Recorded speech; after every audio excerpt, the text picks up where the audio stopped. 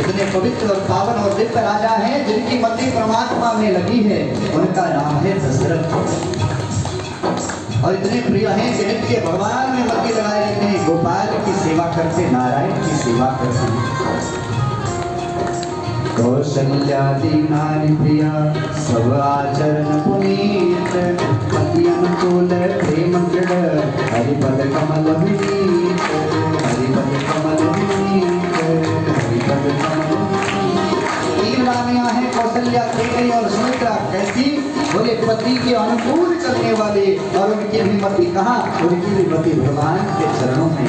आहा, राजा का जीवन बड़ा मंगलमय। पूरी अवध का प्रजा का पालन करते हैं, प्रजा को बेटा की तरह पालते हैं। राजा दशरथ प्रजा में सर्वत्र मंगल हो रहे हैं। धीरे धीरे अवसर व्यतीत हो गया, बड़ी अवस्था आ गई, लेकिन अभी तक एक बार भूपति मन माही, एक बार भूपति मन माही, भय ग्लानि मोरे सुख नाहि, भय ग्लानि मोरे। गुरु गृह गया तुरत मही पाला, गुरु गृह गया तुरत मही पाला, चरण लागे कर विनय विशाला, चरण लागे कर विनय। चिंता हुई कि मेरी संतति अभी तक हुई नहीं, इस प्रजा का पालन कौन करेगा आगे, मेरे सूर्य वंश का आगे का सूर्य कौन बढ़ाएगा। चिंता हुई, किसके पास जाएं? आपके जीवन में सुख आए दुख आए, अरे साहब दुनिया के पास मत बोलो, बोलो तो किसी गुरु के चरणों में बोलो। सुख भी बोलो, दुख भी बोलो, केवल दुखी दुख का रोना मत रोया करो गुरुओं के सामने। कई लोग को हमने देखा गुरु जी के पास जाए, गुरु जी ये नहीं है, ये नहीं है। अरे जो है वो भी तो बता, क्या क्या प्रभु ने तुझे दिया वो भी तो बता। आज गुरु के पास श्री दशरथ जी आए। हे गुरु जी, आपकी कृपा से सब आनंद ही आनंद है, सब कुछ है, जीवन में मंगल हो रहा है गुरु जी। पर गुरु जी अभी तक कृपा नहीं हुई, इसलिए आप कृपा करो। क्या हुआ बेटा, क्या चाहिए तुझे? बोले गुरु जी इतनी अवस्था व्यतीत हो गई, आगे राजा कौन बनेगा? हमारे पितृ भी अब चिंतित हैं कि क्या होगा आगे। जितने अपने सुख थे वो गुरु जी से निवेदन किया, और साथ में निवेदन किया कि मुझे संतान नहीं है। तब गुरु जी ने कहा बेटा चिंता मत कर, धीर हो आई शुक्रचारी, त्रिभुवन विदित भगत भयहारी, धीर हो आई शुक्रचारी, त्रिभुवन विदित भगत। हे बेटा एक नहीं, तुझे एक बेटा नहीं होगा। राजा ने कहा फिर गुरुजी, बोले तुझे चार चार बेटा होंगे तो चिंता मत कर। तुरंत राजा से कहा कि यज्ञ की तैयारी करो। राजा ने कहा गुरुजी जल्दी में, बोले बिल्कुल जल्दी में यज्ञ की तैयारी करो। यज्ञ की तैयारियां होने लगी। गुरुजी ने तुरंत श्रृंगी ऋषि वशिष्ठ बुलावा, पुत्र काम शुभ जय करावा, श्रृंगी ऋषि वशिष्ठ बुलावा,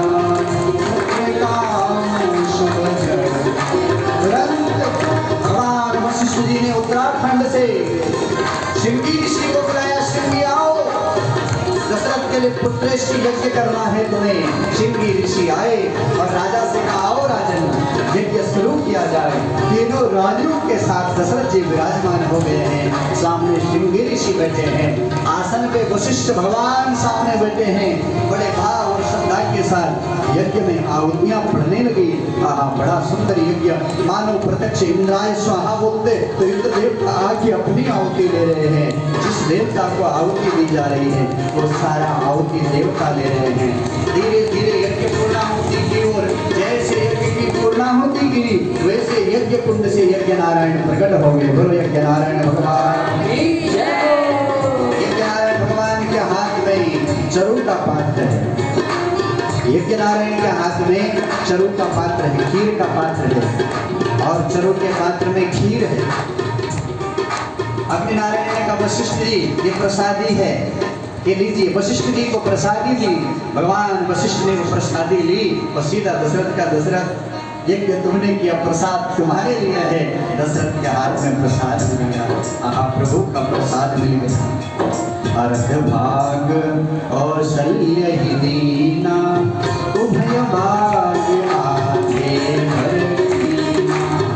अर्धभाग कौसल्य ही दीना, उभय भाग आगे।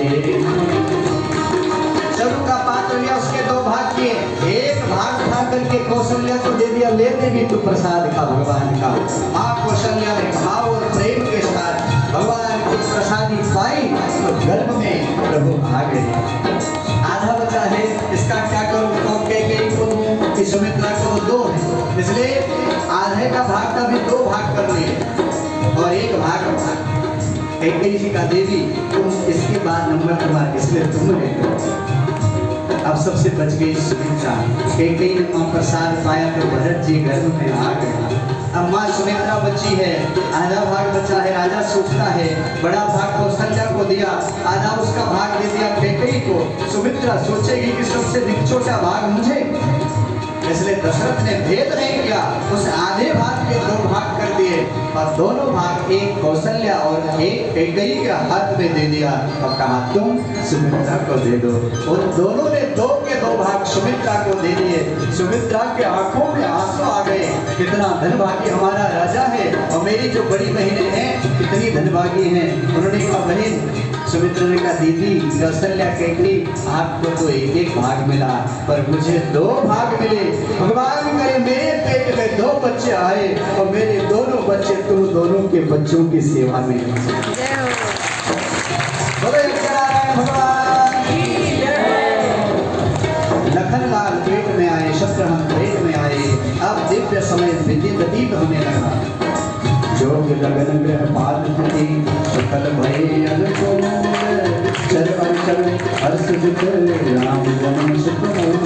धीरे धीरे समय बीता, गर्भावती देवियां आ गई, सारे देवता आसमान में आकर के भगवान की गर्भस्तुति करें, प्रभु प्रकट हो जाओ, प्रकट हो जाओ, आओ प्रभु जल्दी आओ।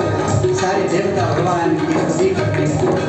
धीरे धीरे वो पवित्र समय आ गया, भगवान राम का प्राकट्य होना है।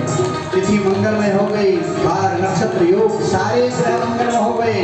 रावण के द्वारा जो यज्ञों की अग्नि बुझा दी गई थी, यज्ञ कुंड से वो अग्नि अपने आप प्रकट हो गई। धरती के अंदर जो रत्नों की खाने में धरती वो रत्न लुटाने लगे, क्योंकि मेरा राम आने वाला है। आकाश स्वच्छ हो गया, निर्मल हो गया। क्यों?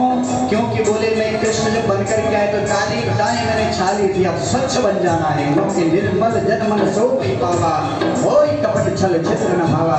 भगवान निर्मल मन वाले को पहुंचते हैं। आसमान निर्मल हो गया, यज्ञों की अग्नियां प्रज्वलित हो गई।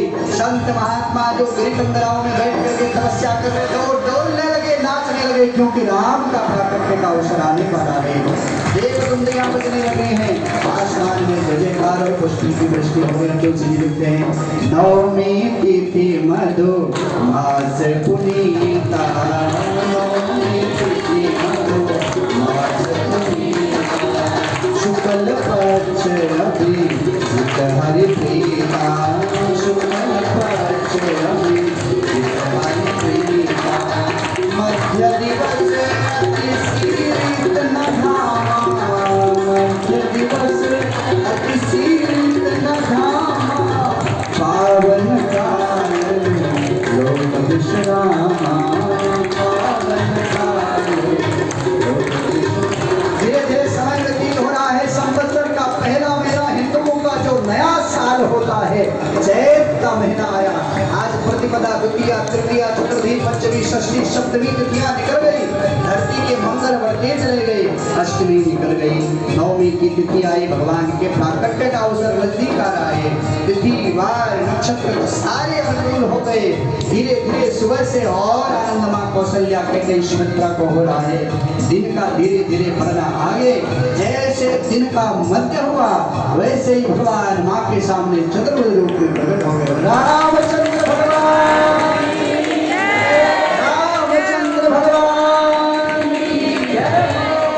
चतुर्भुज रूप में भगवान प्रकट हो गए और सबने जय जयकार, पुष्पों की दृष्टि, देवताओं ने भी जय अंगीकार और पुष्पिक की वृष्टि की। माँ के सामने कहा, माँ मैं तेरा बेटा बनकर क्या। माँ ने कहा, बेटा बन क्या है कि बाप बन क्या है। चंद्रभुजा लेके शंख चक्र पदार्थ बनते, ये क्या है चार चार हाथ। तुम बेटा बनने की बात की, तुमने हमारे साथ छल कर दिया।